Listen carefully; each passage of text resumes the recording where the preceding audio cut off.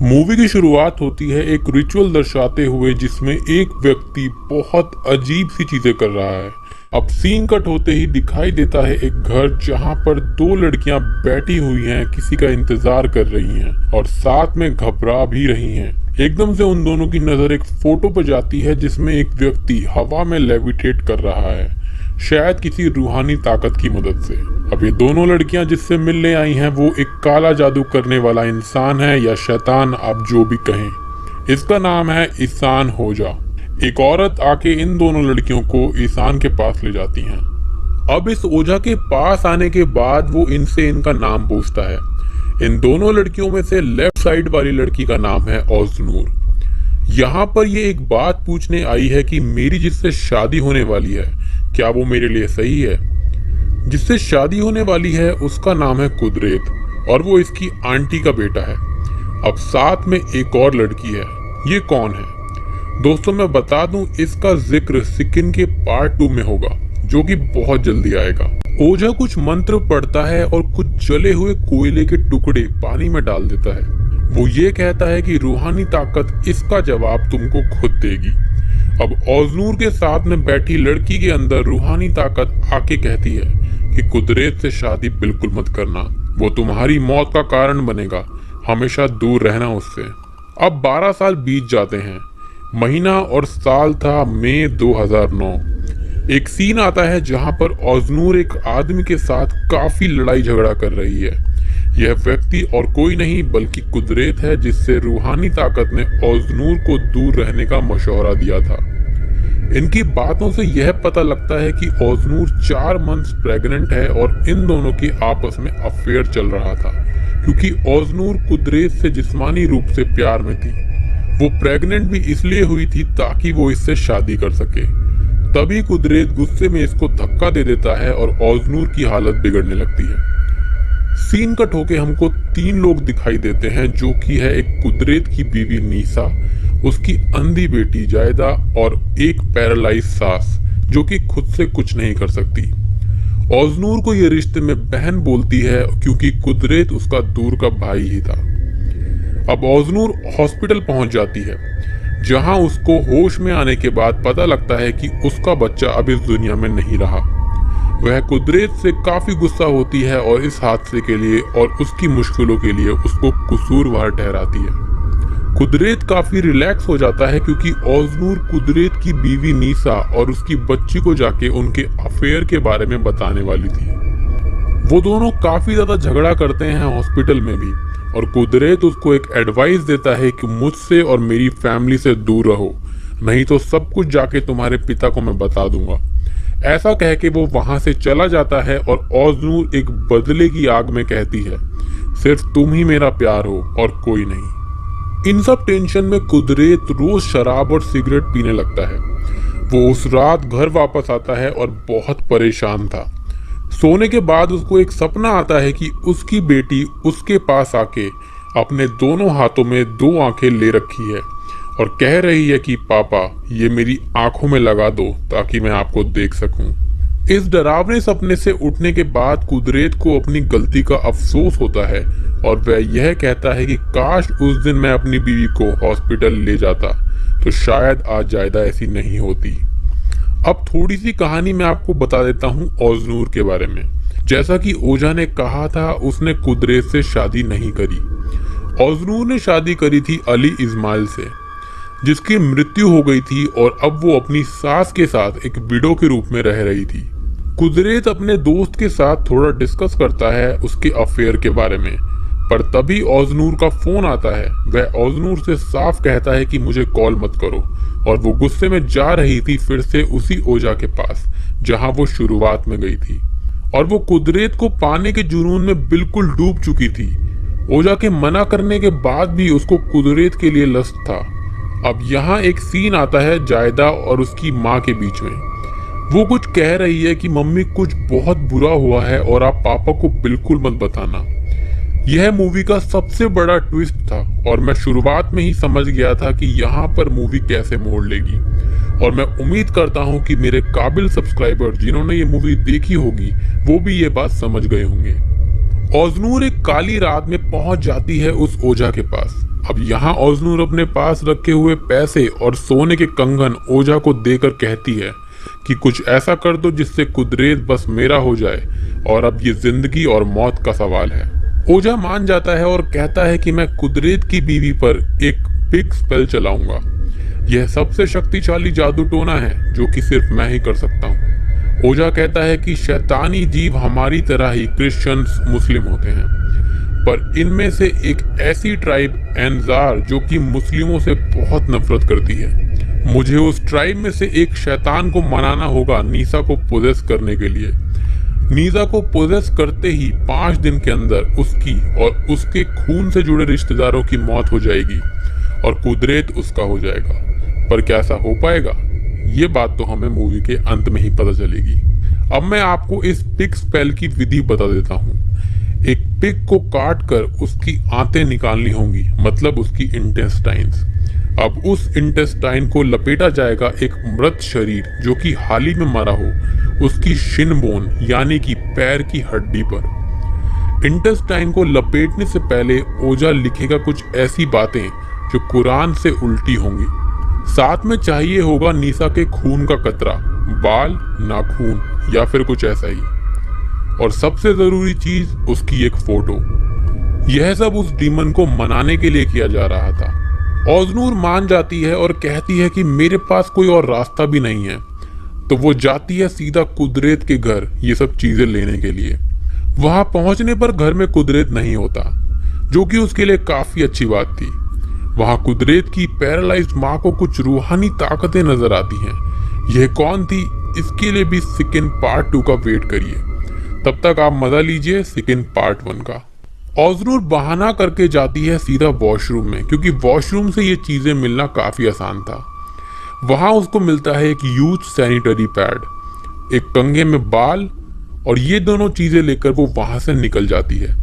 पर कुदरत वहां उसको मिलता है और खूब गुस्सा करता है कि यहाँ कभी मत आना।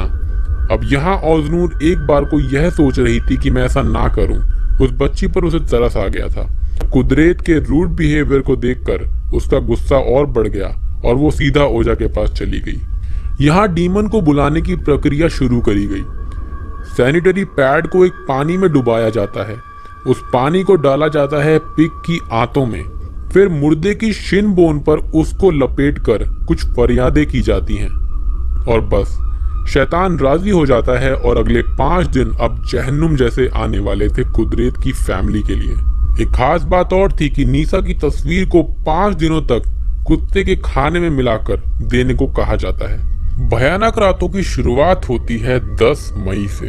कुदरत के घर में एक सीन आता है जहां जायदा अपनी दादी माँ के बाल बना रही है और एकदम से उसको एक ऊंची सी सांस आती है और जायदा अपनी दादी माँ को करके चुप करवाती है। वहां कुदरत अपने नशे में धुत होता है। नीसा 12 बजे उठती है अपनी सुबह की प्रेयर्स करने के लिए। प्रेयर करने के बाद उसको बहुत सारे शुकर यानी पिग के कटे हुए सर नीचे गिरते हुए दिखते हैं। वो बहुत डर जाती है और पहली रात का अंत हो जाता है, पर भयानक चीजें तो अभी आने वाली थी। अब अगली सुबह यानी कि 11 मई को अचानक से नीसा पोजेस होने लगती है और अपनी बेटी की डॉल और खुद के ही बाल काटकर खाने लगती है। रात को नीसा ये सब कुदरत से डिस्कशन करती है और वो उसको पागल कह के डांट देता है। पीछे जायदा डॉल के साथ काफी ज्यादा अजीब चीजें करने लगती है। अब इसका ऐसा बिहेवियर क्यों था, ये बात तो आगे ही पता चलेगी। ओजनूर की तरफ से एक सीन आता है, उसको भी अजीब से एहसास होने लगते हैं। वो रात को सोने जाती है और उसको उसका मृत पति दीवार में सर मारता हुआ दिखाई देता है। वो कहता है कि तुम्हारे अफेयर की वजह से ही मैंने खुद को इस तरह कट मार के मार दिया था। वो जाग जाती है और फ्लोर पर पैर रखती है। उसके पैर में चुभ जाता है वही ब्लेड जो उसके हस्बैंड के हाथ में था सपने में। आखिर ये सब ओजनूर के साथ क्यों हो रहा था और ओजनूर को ये सारी चीजें क्यों दिख रही थी। अब बात है 12 मई के दोपहर की। नीसा अपनी सास की देखभाल करती है, उनको साफ करके। वो उनके लिए एक सूप बनाने के लिए रख देती है। ये सब करके नीसा बाथरूम में पानी फेंकने जाती है। इतने में हमको दिखाई देता है कि नीसा की सास, जो कि पैरालाइज थी, वो रूहानी ताकत के कंट्रोल में आके चलने लगती है और खुद पर वो गरम गरम सूप डाल देती है। तो घर में पहले इंसान की मौत हो जाती है। इनका क्रियाकर्म करा जाता है और सब घर में शोक मनाते हैं। ओजनूर भी आती है और दुख दिखाती है, पर अंदर से वो काफी खुश थी। जायदा इस बात से काफी परेशान थी और बहुत रोते हुए दिखाई देती है। कुदरत बाहर सिगरेट पी के घर के अंदर जाने की कोशिश कर रहा था, पर कोई भी चाबी काम नहीं आती। अचानक से ही अपने आप गेट खुल जाता है और अंदर उसको अपनी बेटी की आवाज सुनाई देती है, पापा पापा। अब अंदर जाते ही कुदरत की बीवी और ओजनूर एक रूहानी ताकतों के रूप में उसको डराती है। अचानक से वहां भी होती है उसकी बेटी जायदा। वो बहुत घबरा जाता है। उस रात का अंत होता है और 13 मई की सुबह कुदरत अपनी बीवी नीसा की बात मान लेता है। कुदरत एक प्रीस्ट की मदद लेने की बात कह के प्रीस्ट के पास चला जाता है। यहाँ प्रीस्ट एक बॉडी को नहला धुला रहे थे। कुदरत उनसे बात करता है और कहता है कि मेरे घर में कुछ बहुत बुरा हो रहा है। प्रीस्ट बोलते हैं कि तुम्हारे घर में तुम्हारी बीवी एक जिन के द्वारा पोजेस हो गई है। ये डेल्यूजन दिखाना और एक शैतानी जिन का ही काम है। अब यहाँ प्रीस्ट ये कहता है कि 2 बातें हो सकती हैं, या तो बुरी शक्ति को तुमसे कुछ दिक्कत है, या फिर तुम्हारे यहाँ किसी को तुमसे दिक्कत है और उसने जिन को भेजा है तुम्हारी बीवी को पोजेस करने के लिए। इन शॉर्ट, प्रीस्ट उनकी मदद करने के लिए तैयार हो जाता है। अब 13 मई की रात को 2 हादसे होते हैं, एक नीसा के साथ और एक ओजनूर के साथ। पहले आते हैं नीसा पर। नीसा को नीचे बाथरूम में उसकी सास पोटी के साथ ब्रेड खाते हुए दिखती है वॉशरूम के अंदर। वो बहुत घबरा जाती है और तभी कुदरत आके उसको संभालता है और यह कहता है कि कल हम प्रीस्ट के पास जाएंगे, चिंता मत करो। और तभी वहां ओजनूर के घर में ओजनूर नहाकर निकली ही थी, तभी वहां पर लाइट चली जाती है।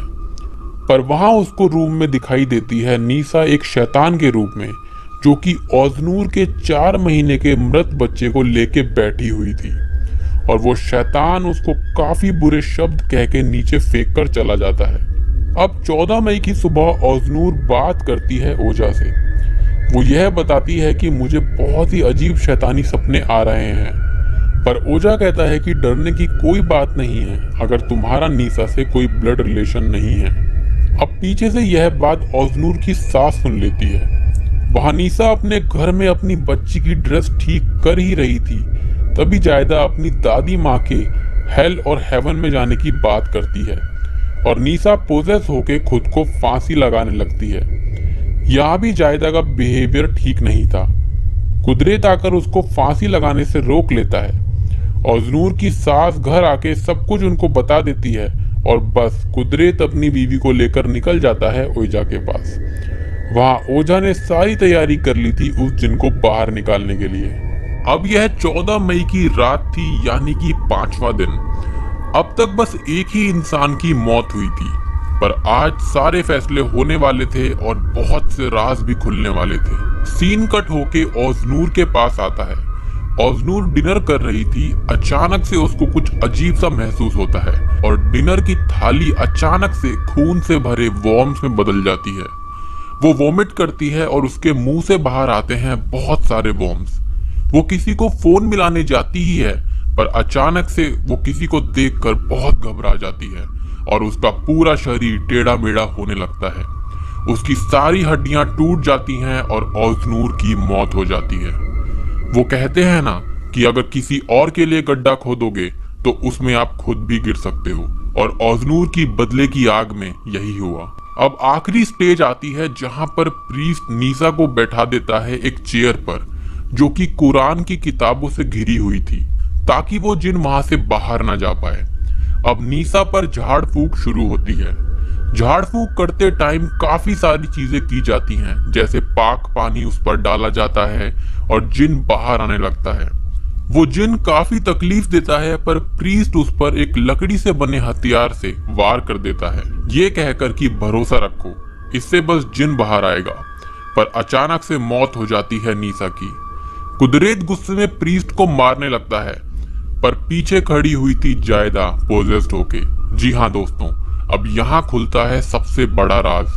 असल में ओज़नूर ने गलती से पोजेस करवा दिया था जायदा को, ना कि नीसा को। शैतान बस नीसा को इस्तेमाल कर रहा था एक वेसल की तरह, ताकि उसकी सच्ची आइडेंटिटी किसी के सामने ना आ पाए।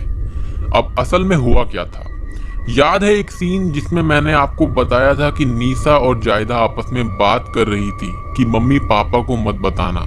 तो उस दिन जायदा की पहली मेंस्ट्रुअल साइकिल शुरू हुई थी। वॉशरूम में वो सैनिटरी पैड और किसी का नहीं बल्कि जायदा का था।